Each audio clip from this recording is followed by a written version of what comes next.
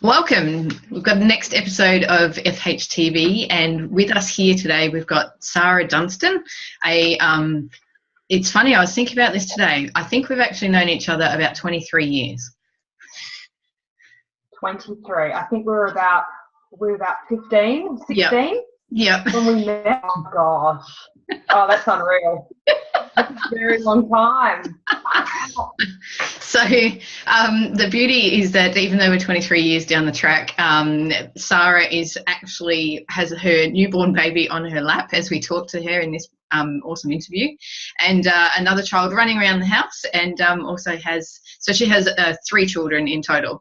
So we're going to talk to Sara today about her journey of I guess even when we first met way back then, all the way to now, and what Sara does now, and the journey that she's taken and the growth, and I guess to inspire other people that there's always many options, there's always ways to deal with many things that we encounter, and how to, I guess, create a business from where you are right now and doing what you're passionate about. So welcome. Thank you. I'm so happy to be doing this. It's really exciting. Thank you. Awesome. Cool. So as I said, we met like way back when we were teenagers, and for very different reasons back then. And I know if you'd like to share with people what you currently do, and then maybe we can work back from the kind of journey from, I guess, that first job and how you ended up here. Yeah. Oh God, it's amazing. It took me 9 years to get this degree, and it should have only taken 3 really. But I travelled a lot in between, and I had babies, and it's just crazy. But basically, I have a degree in health science. It's a bachelor degree, and it's nutritional medicine. So what that is, it's a holistic look or belief in a person's health. So it's not only about your diet and what you eat and how that influences all of the systems and the importance of good nutrition. It also looks at like your spiritual side, your emotional side, your mental health, your digestive health, everything, your physical health as a whole, and how it's all interrelated. So we use nutrition, so from everything from foods through to supplementation, to not only like address just general good health, but also issues that you might be having. So a big focus for us is obviously gut health. It's a big, talking point at the moment. Having a healthy gut is absolutely everything. So we focus a lot on things like prebiotic foods, probiotic supplementation, to really boost the health of the gut, because without a healthy gut, other things start falling down. So from your mental health to lost my train of thought, Fiona. Everything, it influences everything. So it's very important to have a healthy gut. So it's very complex, but it's very exciting. We use a lot of functional medicine too, so we do a lot of testing to find out what's going on, because at the end of the day, it's finding the root cause of the illness. So we don't just treat the symptoms. It's not about acute care. It's about long-term care that addresses the root, the underlying cause of the illness. So it's very complex and holistic, but we address the whole person. It's a very exciting area of medicine. So I love it so much. It's awesome. It's my passion, and I just can't wait to start helping people become the best, version of themselves. Crying baby here. Sorry, everyone. It's crazy. My passion is helping people, become the healthiest versions of themselves. I don't use fad diets or any sort of crazy programs. It's really just about health, balance, eating. Yeah. So, and I think and look, I think it's all good. I think certainly one of the key things. Turn him around. Let's see him. Oh, poor little love. Yummy.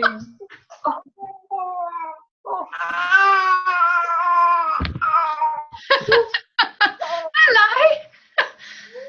So I think, certainly in what you're talking about too is about looking after gut health and overall health and what the root cause is. I mean, for me, and building a stronger immune system as well. That's very important. Yeah. Part of what we do as well. Yeah, absolutely.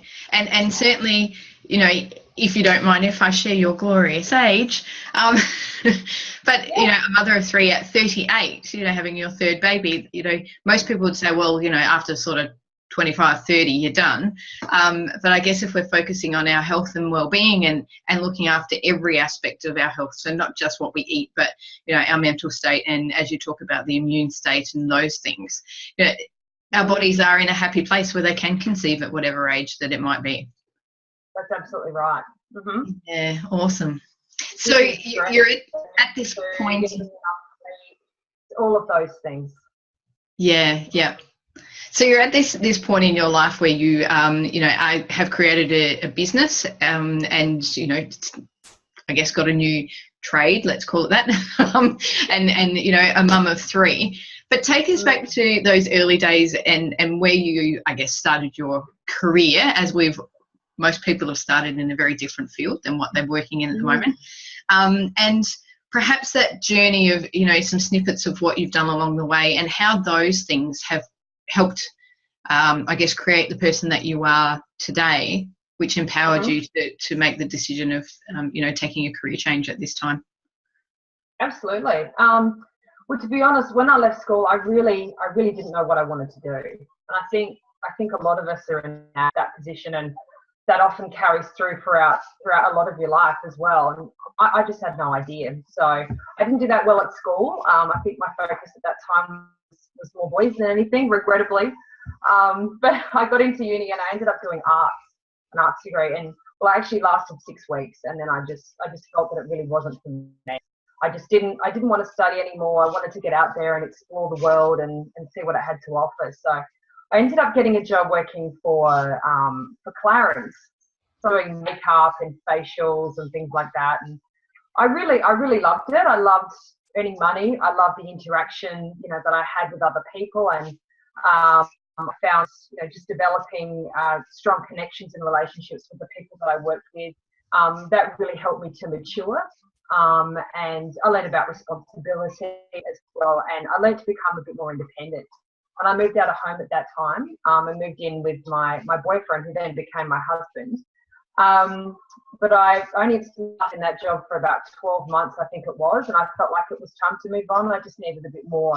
It did something else. It wasn't challenging enough for me anymore. So I was very fortunate to move into politics. My mother worked for a senator at that time, and she was able to help me get a job in an MP's office, Member of Parliament's office. So I worked there for a while, and then I gradually, I guess it was very lucky for me. I didn't really have to work very hard for it. I managed to move into senators' offices and ministers' offices, and ended up working, for the Prime Minister in the end, John Howard, at the time, doing media advising work, and it was brilliant. I loved it. It was very challenging. It was very tiring. I worked very hard, but I think I knew the whole time. I ended up staying there for 10 years, but I think I knew the whole time it really wasn't feeding my soul. This isn't really what I'm about and what I really want to do. What am I really contributing to the world? Am I helping others? Am I bettering myself? What am I learning here? I knew that deep down the whole time. But I stayed, it was during my 20s, and, it was a good income, and I was having lots of fun. I managed to, buy a house, and I had a child during that time. So it was, it suited me at the time, but I knew this isn't what I'm about, not feeding my soul, and that's really what I craved. So my grandmother was a huge influence on me. She was really into medicine. It used to fascinate me as a younger person, all of the bottles she used to have on her kitchen counter, and she'd have really gross and weird things, I thought at the time, like cod oil and nutritional yeast, and she used to take all of these concoctions, and I was always asking her questions. What is this? And I'd smell them and they'd smell disgusting. I'd think, oh, that's so foul, you know. But she was a picture of health. And she really was. She lived until she was 93. And she was an amazing woman. She just had this huge influence on me with food and nutritional supplements. And I think that's where my interests sort of started. So when John Howard lost the election, that was a huge life change for me. I realised, okay, this is my opportunity, this is my moment to try something new. What do I really want to do? So I started a degree in naturopathy, actually, and I did that for a year. And then, I got pregnant with my first child and decided to just postpone my studies while I was a new mum. And then after that, I wanted to go back to study, but I realised I could only do it for a very short sort of period of time, or just, you know, one subject at a time. I didn't want to overload myself because motherhood was so all-consuming and wonderful, and I wanted to pay most of my attention to that. So I just went back and did a few subjects at a time. And then we moved to Sydney, which I loved, and I still call Sydney home now.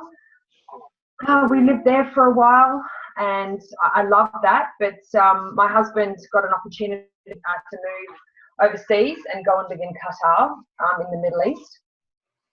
We thought about it, and for me, it meant leaving my studies, my friends and my family, and everything I loved, you know, about living in Sydney. But I decided to be brave and courageous and go and live in the desert. So we did it. That for 2 years, and that was truly life changing. I think because of the cultural difference, and you know, the different people I met from all over the world, and I had made some amazing, you know, friendships there, and had experiences that I'll never forget. It also allowed me, living over there, to travel a lot. So we went to Europe a few times. And obviously a lot of the countries around the Middle East, and it was just extraordinary. And it really did change me for the better, I think. I saw some horrific things as well. The living circumstances over there are very different to the privileged life that we live here, and certainly in the area of healthcare, they don't have, you know, what we have. If we get sick, we can easily, you know, access, you know, a doctor and free medical care, whereas over there it's a completely different story. So, and there's a lot of extreme wealth and privilege over there, and there's also just deplorable, very upsetting poverty. So seeing that great division it was challenging, but also developed, I think, a lot of empathy and compassion for people that I perhaps didn't have before. So great experience.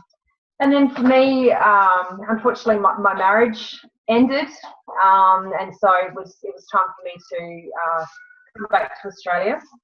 I did spend a bit of time in Switzerland with my ex-husband and our daughter, and that was fabulous. Switzerland was an amazing experience. It's a beautiful country.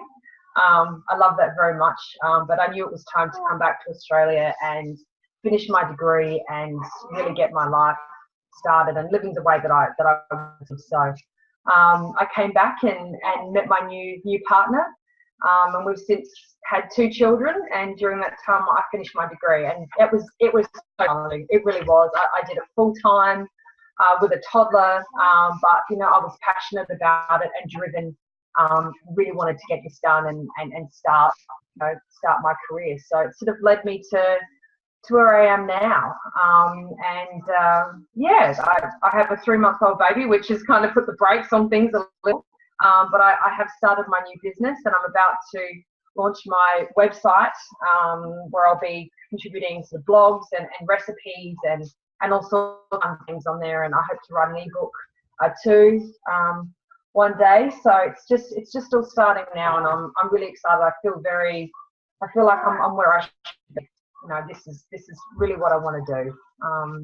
At the end of the day, it's helping people and making a difference, whether it be one person or an entire group of people. To me, it doesn't matter, as long as I feel like I'm helping others. Then for me, that gives me immense satisfaction. So soul, I think that's what it's all about, and for all of us, I think it's about finding that.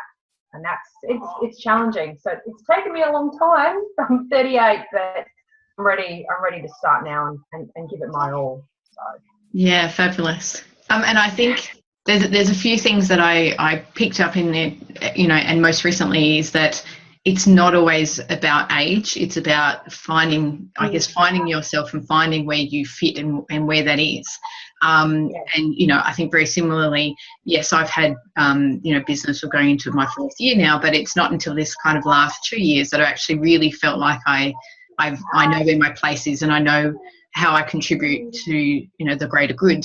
But interesting too that you were talking along that journey, and some things that really stood out there is that I did know Gran, and she was an amazing woman, and she was extremely healthy. She was very fit for her age. She was very warm and kind and generous person. And interesting too that as you were going on that journey, I thought, oh wow, yeah, I did that too. So working for the Prime Minister and doing some media advisor stuff there, sometimes I forget about the parts of the journey that have contributed to our, I guess, where we are now. So yes, I feel like sometimes we had some parallel worlds, even if we weren't always in contact, which was really cool. But so I guess one thing to ask you too is, that you are a mum of 3, and we've got 2 beautiful little babies here, and another baby who lives a little bit further away from you. And I guess that journey, for me, myself, I've not gone through marriage, divorce, or children, or the separation of being with my child. And I wonder how that has impacted in creating who you are and that ability to make the choices that serve you well now. Yeah, it is very difficult. I'm not gonna lie, and it's certainly the situation as is isn't as I would have it. We might have to pause here for a minute. Oh, good. You want to take this off? You're very wet. Oh, there you go. All better? Okay. I'm back now. Rock on. The situation as it is my daughter, Grace, she lives with her father in Switzerland. And there was a time there when we were separated for nearly 3 years. And yes, it was extraordinarily difficult to be away from my daughter. There was some really, really hard times. I had a lot of anxiety. I felt there were periods of extreme, sadness. And I guess for me, I made a decision at one point where I thought, well, I can either let this sadness and the horrors of this situation completely consume me and become me and find me, or I can use it to I guess in a way become a better person. What I learned from this experience, how can I rise above this? For me, I didn't want to sink into that. I didn't want to live my life, someone with enormous sadness and regret and anxiety. I wanted to. I realised I needed to just pick myself up and develop a great sense of gratitude for what I have, for the family around me that have supported me, my friends that have stood by me and supported me through the whole thing. I realised that, yeah, this is who I want to be. This is who I am. I'm a happy person. I love life. I can rise above this. Yes, it's sad. Yes, it's happened, but I need to accept it, and realise that it's not forever. This is how it went down for me, but it doesn't have to define me. And I made that choice, and I got through it. And to be honest, I'm so proud of myself for doing that. And I realised I'm a lot stronger than I ever thought I was. Now when things come along that are really challenging, like the struggles of motherhood, having a 2-year-old and a newborn, things get crazy and hectic. Sometimes I feel like I'm drowning in that and housework, and I spend days where I think, gosh, I've done absolutely nothing today, and I had a great plan set out for the day and I've done none of it. I realise that I'm enough to get through absolutely anything. It doesn't matter, you know, what happens in life. I know I'm always going to be able to rise above it and get through it and soldier on, because what I've experienced has been, you know, so difficult and so hard. It's given me amazing inner strength and a realization about myself too. You know, things that I never really knew about myself before. So I guess you can always find positives out of any experience, can't you? No matter how sort of traumatic it is. Yeah, it's helped shape me a lot. So I'm really proud of myself. I feel like I can take on anything now. You know. Yeah, absolutely, and I but think I feel now, so it's different now. So she gets to visit a couple of times a year, so it's a lot different now. And yeah, I'm through all the bad stuff now, which is great. Yeah, yeah. And I think what we can take from that is, and the things that I see from people who are doing amazing stuff and are becoming inspiring people, is that along the journey of life, there is going to be challenges. There's going to be things that are really shit. There's going to be stuff that we think we can't get through, and yet somehow we're able to and become a better person after that. So, you know, I think it kind of, it in some way toughens us to be able to deal with stuff that we think perhaps we can't get through, but we can. We do have the strength within us. We do have the support around us. And whether you can see that and know that immediately, or whether, you know, you need to reach further to look for that. But yeah, certainly a very courageous thing, I think, to be able to continue on and you know, still be a functioning part of society and be able to, you know, perhaps bring two other beautiful children into the world and inspire other women. So thank you for sharing that part of your story. I know that a mother's journey is a very sacred journey, and to be able to I guess come through that challenge and still be positive for, you know, your other children and your relationships now is, you know, so lovely. So as we I have gratitude now too. It's something I didn't really have before. I took everything for granted. You know, life was a lot easier back then than it is now.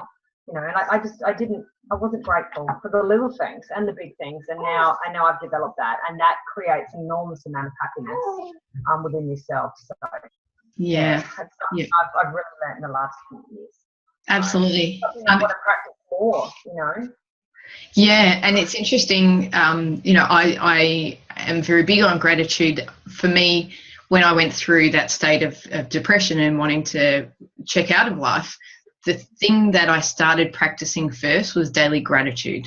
So just one thing a day that I could be grateful for, which initially was really freaking hard to pick one thing. But as it goes along, you know, I was able to then become you know, have more gratitude for the little things, and then they became bigger things, and you know, and I guess you become very self-reflective of where your place is in the world, and that there is a lot to be grateful for. And as you say earlier, you know, we have this, you know, living in Australia, we have this amazing freedom to lead you know, pretty healthy and safe lives, you know, with, you know, not too much not too much challenge. I guess we all have a challenge at some point, but, you know, that we're not faced with some of the things that perhaps other countries are faced with on a daily basis. You know, just the ability to get up and be safe is, you know, something that I think in Australia we forget about. So so as we kind of wrap up here, I'm really interested if you've got 3 tips for people that are looking to either find themselves, find their place in the world, and perhaps start making those changes or moving towards those things that they really want to be doing, whether that be studying or, you know, taking a different career path. What are 3 tips that you'd give people? Oh, okay. I think the first thing is really having that ability to reflect on yourself, and to really dig deep and find out what it is that you love. Follow what you love. What's your hobby? What are you drawn to? Because that often is what we should be doing with our lives. So I would encourage people to really dig deep and search for that. It could be anything, whether it be something small, large, pursue that and see what you can create from that. And also being brave. Be brave. For such a long time, I wasn't brave. I was afraid of failure. I was afraid of what other people would think of me, and I've got to do what everybody else is doing, and be small. Don't be loud, but be that. Just be authentic and be who you are, and don't be afraid of chances. If you fail, okay. What will you learn from that? Be brave. And also, I think the other key to success in your life, change nappy very soon, darling, is finding balance within your life as well. I think we get very caught up we get drawn and pulled to certain things in our life, and we forget about the importance of self-care, about meaningful relationships, connections with others.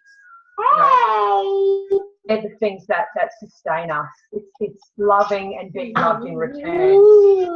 Finding balance with your work life, your social life, and self-care. Self-care is extremely important. Looking after your health. Sophie is wet as. She is. Water play outside. Gentle. So I guess while you're doing all of that, it's also about looking after yourself, self-care, listening to your body and know what your body needs, and answering that call. Yeah. Because if you don't look after yourself, how can you possibly look after others? Yeah, absolutely. So pursue what you love. Be brave. Don't be afraid to fail. And always remember to look after yourself. Yeah. Yeah. Good nutrition, fresh air, water, exercise, and meaningful relationships, connections with others. Yeah. That's where we derive, true happiness from. That'd be my top tip. Yeah, absolutely. Sophie wants to join us. Oh my God, she does. Yes, you can suck it up too. So as we wrap up there, firstly, thank you very much for joining us and your beautiful little family there. You're so welcome. And if people are looking to get in contact with you, whether it be to talk about nutrition or whether it just be to reach out and have a conversation, how can they find you? Absolutely. You can find me on Facebook. Sara Dunstan Nutritionist. Look it up, send me a message. That's the best way to get in contact with me. And hopefully by next week, I would have launched my website. You'll also be able to contact me there. But for now, you can find me on Facebook. I'm on Instagram. But yeah, Facebook is the best place. Send me a message. Easy. I'm really, really keen to hear from everybody, anybody, about any health concern they might have. Cool. So Sara Dunstan Nutritionist, she's on Facebook. Thank you so much for everybody for joining us. We've had one of our most entertaining sessions. And we might cut back to Sophie to give us a wave goodbye. You want to say bye, Sophie? Wave goodbye. Bye. Bye. Thanks, Fiona. You're welcome. Thanks so much for joining us. Talk to you soon.